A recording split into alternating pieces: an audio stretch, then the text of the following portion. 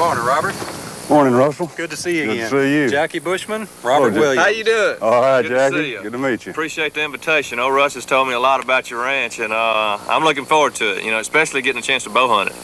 We've been out here before, Robert, showing me around, but it's been a couple of weeks. Where do you think we'd be most likely to set up right now? Down in the little wheat mat I just planted back in there where the pin oaks are real thick. There's a lot of acorns are falling, lots of them falling. I've seen some big bucks back there. Have you? Yeah, yeah. Oh, that's great. Some of the good ones back there eating those acorns, ready to get fat for the rut. Well, we'll go set up some stands back there, and Hey, I got to shoot my bow a little bit first. Okay. Okay. Yeah, we should do that. All right, well, let us go shoot the bow. We're going to let you get back to work, but we appreciate the invitation. Nice to meet you. Nice Good to meet see you again, Robert. We'll see you later this afternoon. Okay. Okay.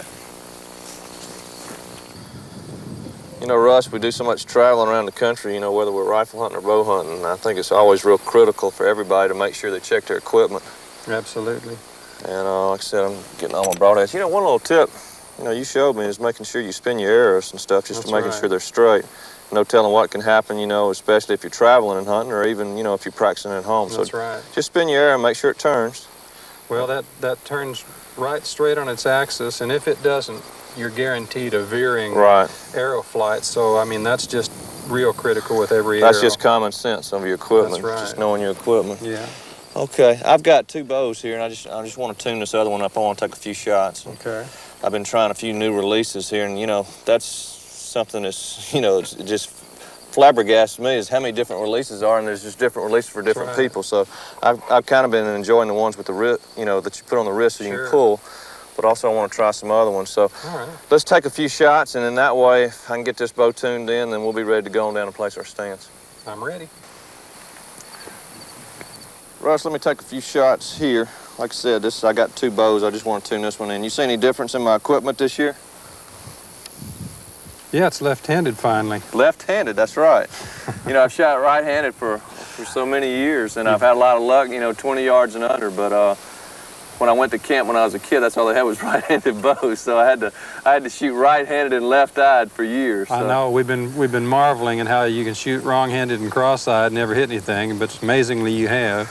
Such talent. That's right. Such talent. Show me some talent on that deer target.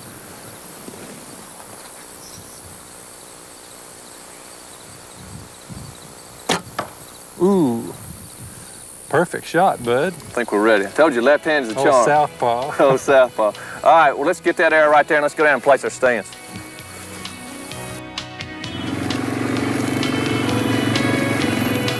There he is. Is it warm enough for you? Ooh. I'm not used to hunting in 90-degree weather, buddy. I'm usually 40 below. It is warm today, I'm telling you. Oh, this is heaven to me. Well, it looks pretty spooky to me. I've never seen anything like it. Well, boy, he's got a lot of acorn trees right here, a lot of water oaks and willow oaks. Let's get off and do a little scouting. And like I said, I got two stands here. We got some more at the barn, so we'll put these up and we'll go back and get some more. You have to show me what we're looking for in this country. All right. Russ, this looks like a pretty major trail here, and right here you'll notice another intersection trail. Oh, it's mighty deery. Look at this. Yeah. Good grief. What is that? Pecans to feed all the deer in North Texas. Yeah, buddy. What a tree. Yeah, you can see where they've been eating right here on the ground. Yeah. Russ, I see some pecans here. There are also some acorn trees around here also. Look at that. Yeah. Boy, this is a trap, Jackie. This tree right here would be probably a perfect place to put the fixed position stand. Gives you about a 10 or 15 yard shot at the most if they're coming right where the trails intersecting. They got to be feeding under here. I mean, Yeah. it's perfect. All right, well, that'll be one stand right there. Let's ease on up here, and let's see if we can see some other places to put a stand. Sure.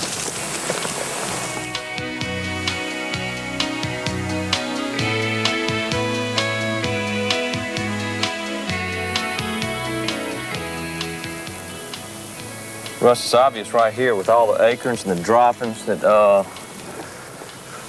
and with the rub right there on the tree, we're not only where the deer are, but also where the bucks are. What are these? What kind of acorns? This is all new stuff to me. Like I said, I feel down home here because this is what's called a water oak or willow oak. Some people call them pin oaks. And when they start dropping, I tell you, the deer, they really get after them. They really like them, huh? Right. There's no white oaks here that we've seen, but this acorn right here is dropping at the time. So this has so much to do with placing your stand. And we're going to move up here and see if we can find what I call the perfect tree, because that's what every deer hunter looks for and they build confidence in. And this right here, we got to be close. I know, you got the intersecting trails, you got a wheat field here. Boy, there's more elements here. I just hope the deer come in here as much as the sign says they're here. Well, I mean, something's been coming in here that looks an awful lot like deer, so right. I'd say we're home free. And bucks, too. Yeah. Let's walk up here and see if we can find the tree we're talking about.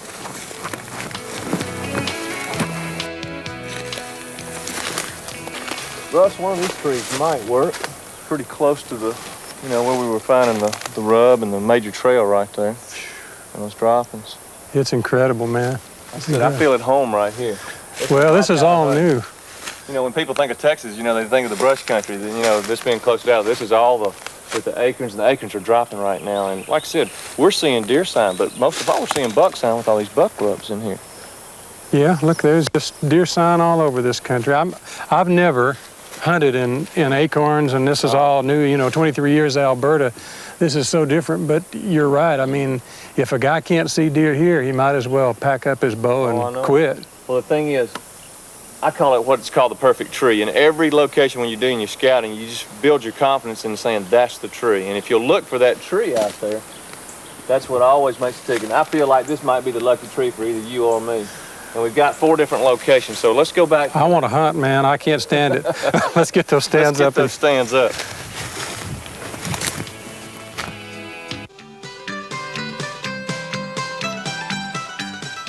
After applying a cover scent, Jackie and Russ go to their stands for the first day of hunting here on the Big Rack Ranch. The temperature is well into the 80s, and the Texas-sized mosquitoes were beginning to make their presence felt. Suddenly, a huge buck passes by Jackie through some thick brush.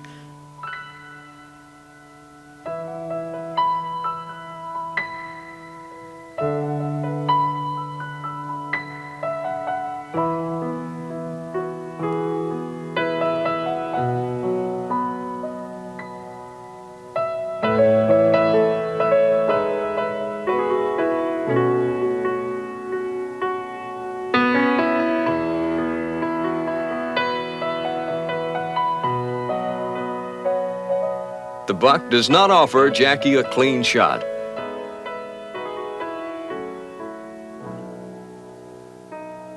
Then a nice 10-point comes right up under Jackie.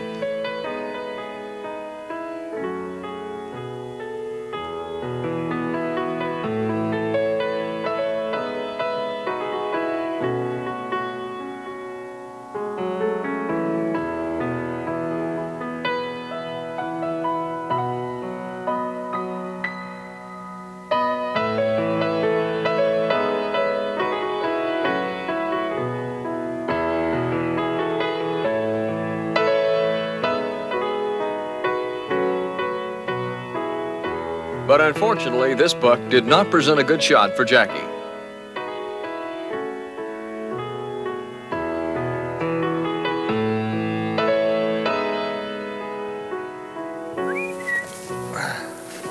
Hey. Well, if I was in the doe business, I'd be through hunting, but he had 2 of them right under my stand. I could have dropped acorn on their head. See anything? Oh, man. This bow hunting's getting frustrating. Don't tell me you missed. It's not a shirt tail deal. I saw probably the biggest whitetail I've ever seen on hoof. He was back in the thicket right there. I mean, I don't know. He looked like an 8 frame, and he had sticker points going everywhere. I mean, he looked like an Alberta-looking buck. That's how big and massive. I've never. How, like right there? I'm talking about 20 yards back in the thicket right there with some other bucks.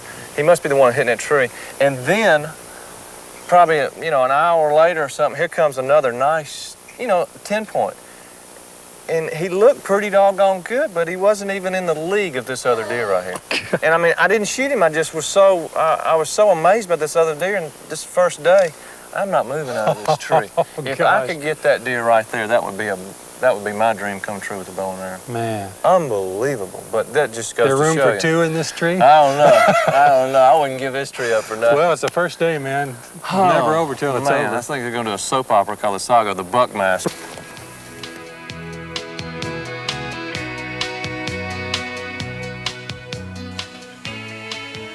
The second day, Jackie decides to hunt from the same stand since he saw 2 very good bucks there the day before.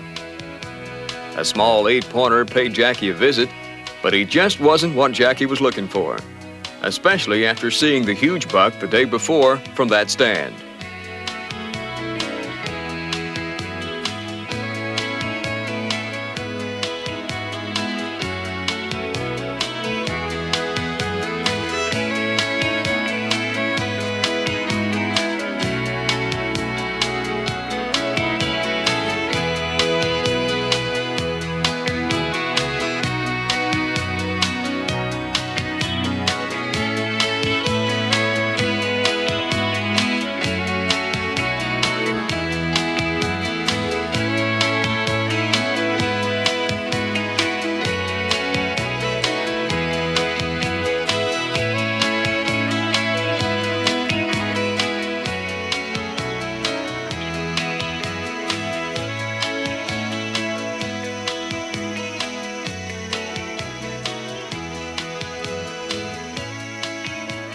Meanwhile, Russ, who is hunting a few hundred yards away from Jackie, has some movement in the brush in front of him.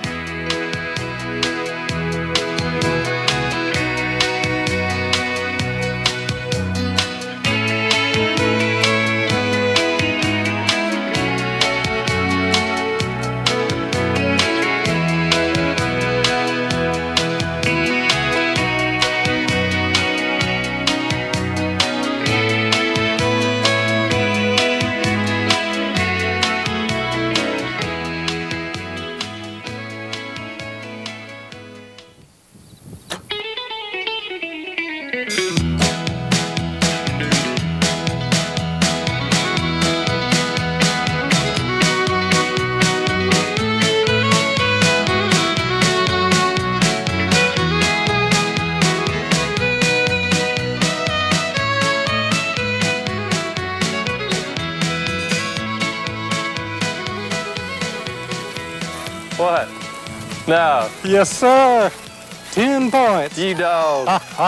Good buck? Oh, man, I'm talking good. You gotta come. big? Huh? How big? I mean, 10 points, No. 20 inches wide. Dream deer, man, dream. I had a young 8-pointer right under me. He just wasn't quite big enough. Well, come and take a look at this one. He's enough. I got to see this one.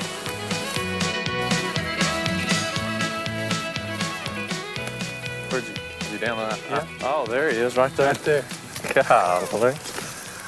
I'm telling Boy, you. I can see the horns from here, Russ. So could I. I mean, it's just a Look at that beautiful, deer right there. You won't see a more symmetrical whitetail deer if you live to be 100 years That old. is a beautiful buck right there, Russ. Good gracious, look at the height on him. I do. Woo.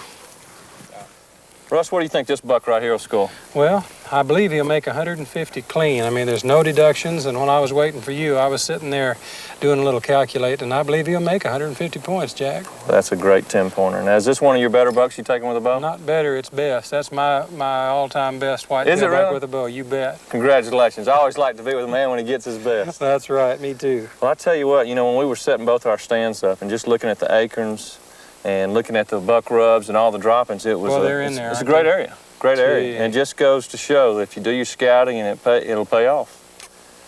I tell you what, Robert is going to love to see this buck right here. Well, I imagine Robert has seen this buck, and he's seen, you know, so many good bucks on this ranch, and, you know, I mean, this is a outstanding career high for me with a bow and arrow, but I promise you on this ranch, there's some deer that make this look like a cub. Well, you know, I had that little 8-pointer under me all morning. I knew he was just a first-year deer, so I was just looking at the genes on him, so I know he's going to be a big The boy. genetics, well, I don't know how old this deer is. I haven't really looked at his teeth, but I wouldn't imagine he's over 3 years old. I mean, I would imagine it's a 3.5-year-old buck. And I mean, I hate to say it, but we're probably looking at a potential record, I mean, Boone and Crockett record buck. I mean, he makes Pope and Young with lots to spare, but I think these deer in here, the genetics are so strong, I believe a deer like that will make Boone and Crockett in this 5.5 years once he gets grown. Let's get him on back to the house. Okay. All right.